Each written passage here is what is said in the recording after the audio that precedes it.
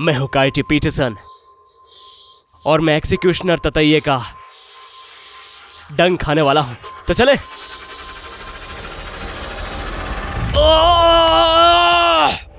जलना कब बंद होगा यार?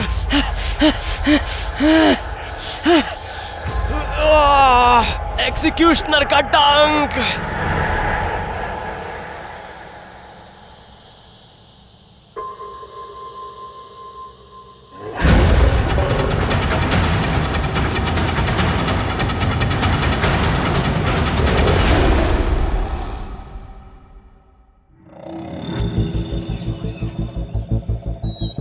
सारी ग्रेट जर्नीज अंततः अपना एंड पाती है और जब हम प्रसिद्ध इंसेक्ट स्टिंग पेन इंडेक्स पर मेरी क्लाइंबिंग के बारे में बात कर रहे हैं तो ऐसा लग रहा है कि ये अंत हमें कभी नहीं मिलेगा। ये सब हार्वेस्टर चींटियों के हमले से शुरू हुआ था और डंकों की सीरीज के तुरंत बाद मेरे आग की तरह जलते हुए हाथ चींटियों के और भी दर्दनाक झुंड में डूब गए थे। अरे बाप रे, ओ ओ ओ ओ। कोई सोचेगा कि मैंने अपना सबक सीख लिया है, फिर भी मेरा डिटर्मिनेशन ने मुझे आगे बढ़ाया और जैसे ही मैं काऊ किलर को पार करके टैरेंटुला हॉक की टावरिंग हाइट पर चढ़ा, इस एलियन दिखने वाले ततैया ने मुझे जमीन पर गिरा दिया। फिर भी मैं वापस उठ गया, खुद की धूल को झाड़ा और फिर मैं आगे बढ़ता रहा। हाँ, इस समय इस मोड़ पर हल्का महसूस कर रहा हूँ। मुझे लगता है कि यह कहना सुरक्षित है कि मैंने सीढ़ी पर अपना रास्ता बना लिया है और बुलेट एंड चुनौती के लिए तैयार हूं। और अंत में हम जंगल के अंदर आ ही पहुंचे जहां हमें एक विशाल चींटी की छाया दिखाई दे रही थी। और जब मैं स्टिंग माउंटेन की अंतिम चोटी पर पहुंचा तो पूरी दुनिया ने मुट्ठी बांधकर और दांत पीस कर देखा, क्योंकि मैं कुख्यात बुलेट एंड के विषैले डंक से जूझ जो रहा था। दुनिया में सबसे दर्दनाक डंक के रूप में फेमस मैं बुलेट एंड की चुनौती से बच गया था। Oh my God, oh my God, oh my God. इस डंक से मुझे इतनी पीड़ा हो रही थी कि मुझे तो लगा कि जैसा मेरा मिशन ही खत्म हो गया हो। फिर भी इस वॉरियर ततैया के डंक की एक और दर्दनाक डंक की अफवाह पूरे वाइल्डनेस चैनल के हर पोस्ट किए गए वीडियो के कमेंट्स में छाई रही। इसीलिए तो हमने ये सीक्वल फिल्माया बाद में। और अगर सच कहा जाए तो ये बुलेट एंड की तरह दर्दनाक रूप से मेमोरेबल बिल्कुल नहीं था। क्या इसका दर्द आप देखना चाहेंगे वापस से? इतना तेज दर्द। फिर भी मेरे लिए बहुत निराशा की बात है, जो मुझे इस स्टोरी का लास्ट चैप्टर लग रहा था वो तो बस इसके इंट्रोडक्शन से ज्यादा कुछ नहीं था, जिसके कारण बाद में मेरे सामने वो पल आया जब मेरा सामना हुआ एग्जीक्यूशनर ततैया से। मार्क, तुम रोलिंग कर रहे हो? हाँ, इधर आओ, इधर आओ। ये क्या है? इसको देखो यार, मुझे नहीं पता कि है क्या। ये तो विशाल ततैया जैसे दिख रहे हैं। ये बहुत विशाल है। हमने अभी अभी वॉरियर ततैया वाले एपिसोड की शूटिंग पूरी की है। हम जंगल से वापस आ रहे हैं। हम इस छोटे से एक तरह के ओवरहैंग से गुजरते हैं जहां ये स्विमिंग पूल है। ये बहुत बड़ा है। ये पूरी तरह से नई प्रजाति हो सकती है। मैंने कभी पहले ऐसा ततैया नहीं देखा जो इस प्रजाति का हो। मुझे लगता है कि हमें एक को पकड़कर उसे पहचानना चाहिए। तुम्हें क्या लगता है? हाँ बिल्कुल, देखते। मेरे हाथ में ये मेरा जाल है। ये केवल 2 हैं, तो अच्छी खबर ये है कि हम झुंड में तो फंसेंगे नहीं। मुझे लगता है कि अगर मैं छत्ते से एक को डरा सका तो मैं उसे उठा लूंगा। तो इस तरीके पे काम करें। हाँ बिल्कुल। मुझे नहीं लगता है कि ये इतने एग्रेसिव है। ऐसा लगता है कि ये अपनी जगह पर डटे हुए हैं। वेल, अगर तुम इतने बड़े होते तो शायद तुम भी अपनी जगह पर डटे रहते। और मैं अनुमान लगा रहा हूँ कि उस विशालकाय जानवर से जो डंक मिलता है ना, उसमें बड़ा दर्द होता है। क्या मैं पीछे हट जाऊँ? हाँ, पीछे हट जाओ, पीछे हट जाओ। मैं वही टैक्टिक अपनाने जा रहा हूँ जो मैंने वॉरियर ततैये के लिए अपनाई थी। ऊपर देखते रहना मारियो, कहीं वो झुंड बनाकर हमला ना कर दे। अचानक आते हैं ये। तो ये है एक्वापॉड। हम आमतौर पर पानी के नीचे इसका इस्तेमाल करते हैं। मैं इसका इस्तेमाल उनमें से एक को छत्ते से दूर ले जाने के लिए करूंगा और फिर जैसा मैंने वॉरियर ततैये के लिए किया था, उसे झटके से ऊपर ले जाऊंगा। अगर मैं भागूं तुम भी भाग जाना, ठीक है? हाँ बिल्कुल। ये बस 2 हैं तो करूं मैं? जी बिल्कुल।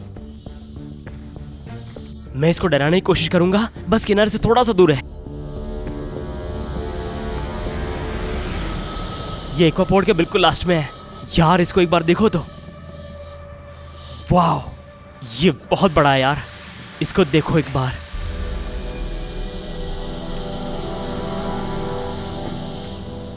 मेरे बैग में एक छोटा सा कैप्सूल है यहीं पर, मैं इसे जाल के अंदर ले जाऊंगा और फिर सीधे इसे कैप्सूल में डालूंगा। कैसे देख रहा है मेरी तरफ, दिल पे धड़क रहा है। ये खुश नहीं है वाकई। रुको, मैं इसको जाल के अंदर ले जाता हूँ।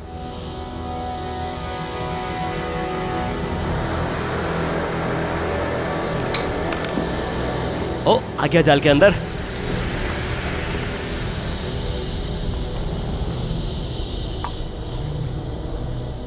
आ जाओ यार।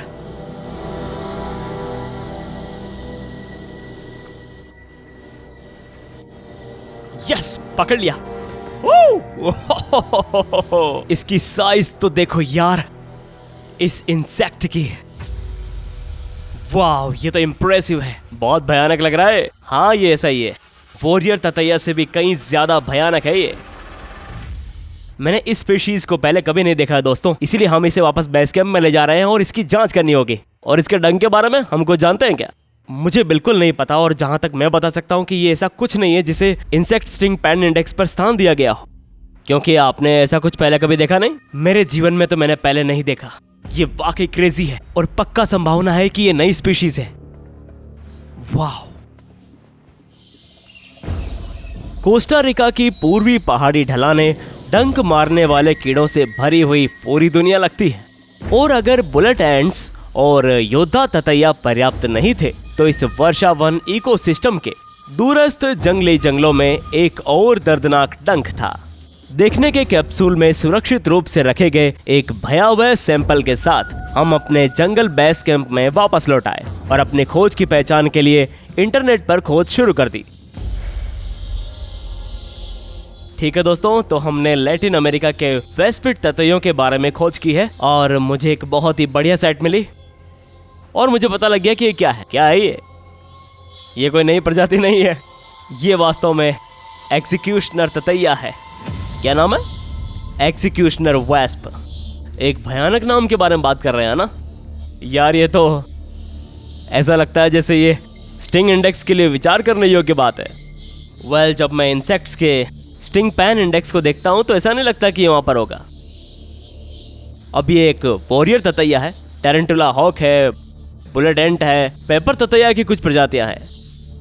ये सभी नियोट्रॉपिकल एनवायरनमेंट में सबसे बड़ी पेपर ततैया प्रजाति मानी जाती है, लेकिन ये श्मिट के स्टिंग पैन इंडेक्स पर नहीं है। ये वाकई क्रेजी वाली बात है। शायद ये इस कहानी का बेहतर कंक्लूजन है। तुम जानते हो, वॉरियर ततैया ने बुलेट एंट को नहीं मारा। मेरे विचार से बुलेट एंट अभी भी डंक मारने वाले काम में राजा है, लेकिन कुछ इस तरह की इन धारियों के साथ और इस खतरनाक दिखने वाले चेहरे के साथ। यार, अगर इसका डंक ज्यादा शक्तिशाली होता तो वास्तव में यही राजा होता। क्या लगता है तुमको? हाँ, इसके बारे में सोचते हैं? हाँ, बिल्कुल सोचते हैं। एग्जीक्यूशनर ततैया, ये नाम ही इसे सुनने वाले किसी भी व्यक्ति में भय पैदा करने के लिए पर्याप्त है। नियोट्रॉपिकल पेपर ततैया प्रजाति के सबसे बड़े कीट के रूप में प्रसिद्ध ये इंसेक्ट बहुत बड़ा है। ये अपने तेज हमले और असहाय कैटरपिलर को नष्ट करने के लिए, उसका सिर काटने के लिए अपना नाम कमाया है। ऐसे ही डरावना नहीं है ये। फिर उसी कैटरपिलर को ये अपने एलियन जैसे लार्वा के झुंड को खिलाता है। जो लोग इस विशाल ततैया को देख चुके हैं उन्होंने समझदारी से सुरक्षित दूरी बनाए रखी होगी। और जबकि ये कोई नई खोजी गई प्रजाति नहीं है, जब इसके विषैले डंक में शक्तिशाली पंच की बात आती है तो इस नाइटमेयर जैसे दिखने वाले इंसेक्ट को आधिकारिक तौर पर स्टिंग पैन इंडेक्स पर स्थान नहीं दिया गया है। तो आज वो चैप्टर जिसका आप सभी को इंतजार था लिखा जाने वाला है। एक बात बताऊं, अगर कोई बुलेट एंड से ज्यादा दर्दनाक है तो यही है, और इसके बाद में कोई डंक नहीं लेने वाला। ईमानदारी से कहूं तो इसके बाद शायद मैं वाकई कोई डंक नहीं खाऊंगा, और किसी न किसी पॉइंट पर तो इसका एंड होना ही है ना। लेकिन मैं कोस्टा रिका से दूर नहीं जा सकता था इस ततैया को पाकर और इसके डंक से बचकर। ओके, तो चलो करते हैं। मार्क मुझे सिग्नल देगा कि कब हम इसे करने वाले हैं, और ये रहा एग्जीक्यूशनर। तो चलो करते हैं। हाँ, ये रहा एग्जीक्यूशनर ततैया, और ये इंतजार कर रहा है। वैसे पक्का करोगे ना? हाँ बिल्कुल, इस पॉइंट के लिए तो मैंने अपने आप को बिल्कुल तैयार कर लिया। पीछे जाने का कोई रास्ता नहीं। तो दोस्तों तैयार? हम तैयार अगर आप हो तो। ओके, तो मैं कैप्सूल को इंसेक्ट साइंस जाल के अंदर रखने जा रहा हूं। और अब आएगा ततैया बाहर। मैं इस होल्डर का यूज करूंगा।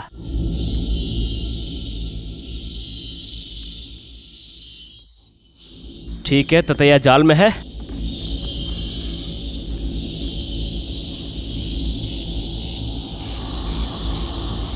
पकड़ा उसे। ओह, तो दोस्तों मैंने इसे अच्छे से पकड़ रखा है और वो डंक जो है वो बहुत बड़ा है। ठीक है, और तो अब मैं एपिनेफ्रिन को यहाँ पर नीचे साइड में रख दूंगा। चलो कांच के कैप्सूल को यहाँ पास में रख देता हूँ ताकि इसे जल्दी से ढक सकूँ। ये बहुत ही बड़ा ततैया है दोस्तों। आप देख सकते हैं कि ये पूरी तरह से शांत हो गया है, बस ये डंक मारने का इंतजार ही कर रहा है। तो आप लोग तैयार हैं? इसको यहाँ से हटा देता हूँ। हाँ, हम तैयार हैं। ओके, मैं हूँ कायोटी पीटरसन और मैं एक्सिक्यूशनर ततैये का डंक खाने जा रहा हूं। तो चलो, 1 2 3।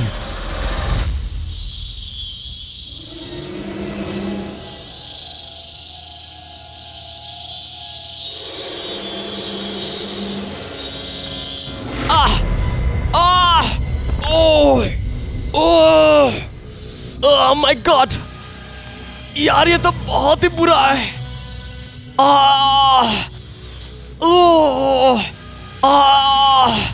ये यहाँ पर, ओ यहाँ पर देखो, मेरी बांह से जहर बाहर में आ रहा। देखो यहाँ पर, अरे बाप रे, ओ दर्द हो रहा यार। ओ यार, ये तो टेरेंटुला हॉक जितना बुरा है।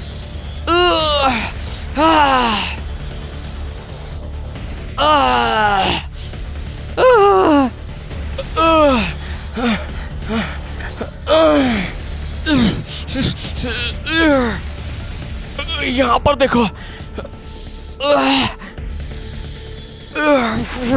कैसा लग रहा तुमको? अब बहुत बुरा लग रहा होगा। अरे खून भी आ रहा है यहाँ पर।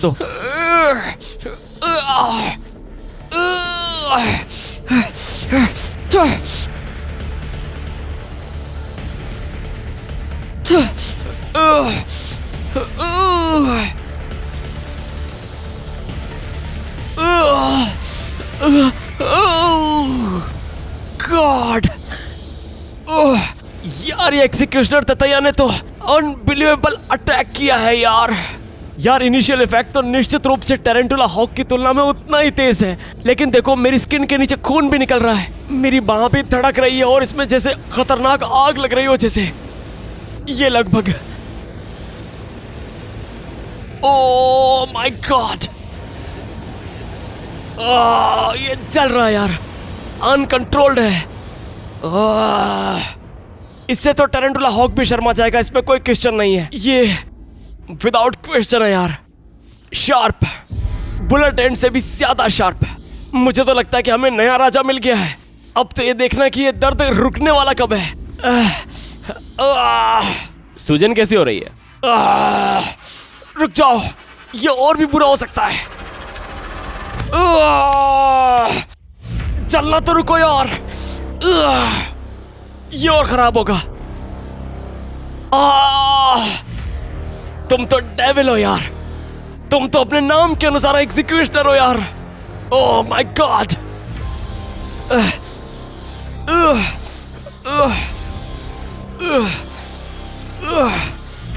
यार इसने तो कैमरे के अंदर में भी तहलका मचा दिया होगा, देखना पड़ेगा। चलो, तो किस तरह का रिएक्शन फील हो रहा है कर्डे? वाकई मुझे लगता है कि आपका सबसे बैड रिएक्शन अब तक का।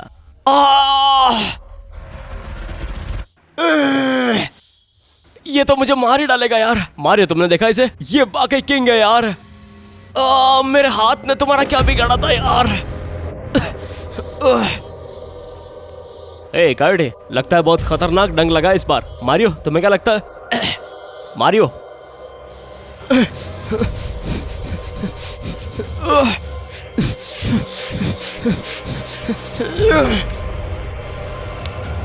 ओ माय गॉड,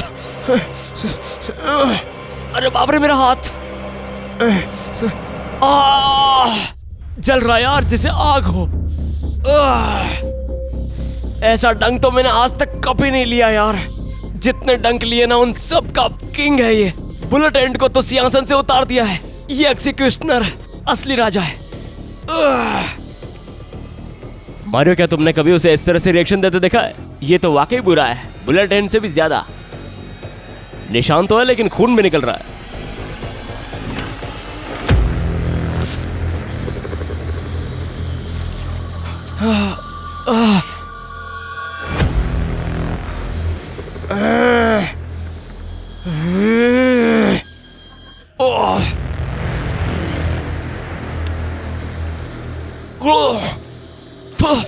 अरे बाप रे, मेरे हाथ में आग लगी है जैसे। हिल मॉन्स्टर जैसा लग रहा। ये पूरी तरह से अलग दर्द है यार। ये तो जलन पैदा करने वाला दर्द है। ये तो मेरी ब्लड सेल्स पर हमला कर रहा है। ये उन ब्लड सेल्स के आसपास की झिल्लियों को तोड़ रहा है और सेल्स पार्टिकल्स अभी मेरी बाह पर फैल रहे हैं, जिससे मेरे ब्रेन्स के न्यूरॉन्स चीख रहे हैं। वो मुझे कब से समझा रहे हैं कि तुम्हें दर्द हो रहा है यार। यहां बहुत दर्द हो रहा है दोस्तों, बहुत ही ज्यादा।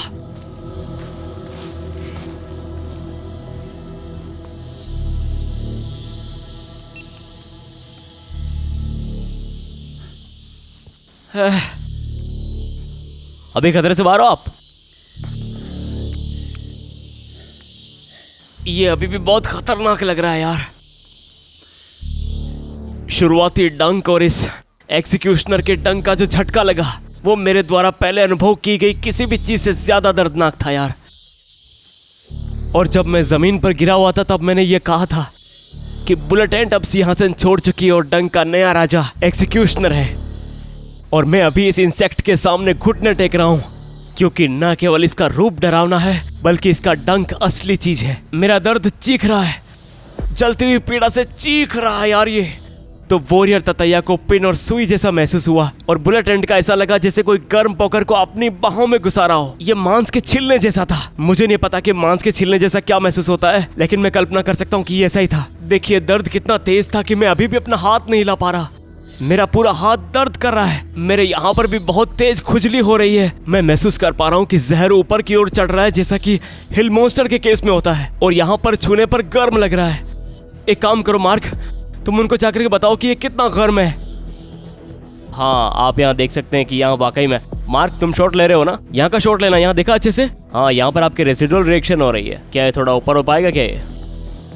तो इस मामले में मुझे नहीं पता कि ये दर्द 1 घंटे से ज़्यादा रहेगा या 5 घंटे से ज़्यादा या फिर 36 घंटे से ज़्यादा समय तक रहने वाला है या फिर नहीं। लेकिन मैं आपको ये ज़रूर बता सकता हूँ कि ये दर्द टेरेंटुला हॉक से कहीं ज़्यादा समय तक रहा है और इस समय ये बुलेट एंड से भी ज़्यादा बुरा है। तो इस इमीडिएट प्रेजेंटेशन में मैं इस एग्जीक्यूशनर ततैया को डंक का राजा घोषित करता हूँ, जैसा कि ये प्रेजेंट में है। ठीक है दोस्तों, मैं बस आगे बढ़ता जा रहा हूँ। आपको बस एक आउटरो देता हूँ क्योंकि मुझे यहाँ अपने शब्दों को लिखने में परेशानी होने लगी है। मैं हूँ कायोटी पीटरसन। बहादुर बनो, तूफान मचाओ और मिलते हैं अगले एडवेंचर में। यार ये बहुत तेज है। एग्जीक्यूशनर के जहर का लंबे टाइम वाला प्रभाव लगभग 1 सप्ताह तक रहा, क्योंकि एक ही डंक ने मेरे फोरआर्म में एक छोटे से गड्ढे को सड़ाने के लिए पर्याप्त शक्ति भरी थी। ये बेस कैंप तक की मेरी अब तक की सबसे लंबी पैदल यात्रा रही है। मेरा हाथ अभी भी दर्द से चीख रहा है दोस्तों। रेसिडुअल दर्द के बाद लगातार खुजली हुई और अल्टीमेटली एक निशान जिसे मैं आज भी अपने साथ रखकर घूमता हूँ, एक मार्क के रूप में, कि ये न्यू ट्रॉपिकल पेपर ततैया एक ऐसा दुश्मन है जिसका मैंने कभी डट कर सामना किया था।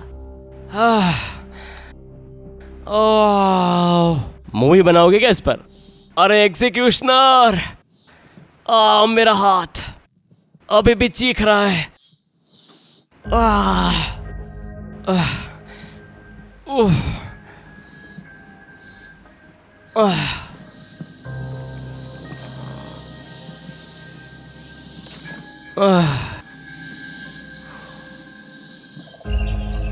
प्लेनेट पर अभी ऐसे कई इंसेक्ट्स हैं जिनके बारे में अभी मानव नहीं जानता, और उनमें से ज्यादातर सबके पास जहरीला डंक होता है।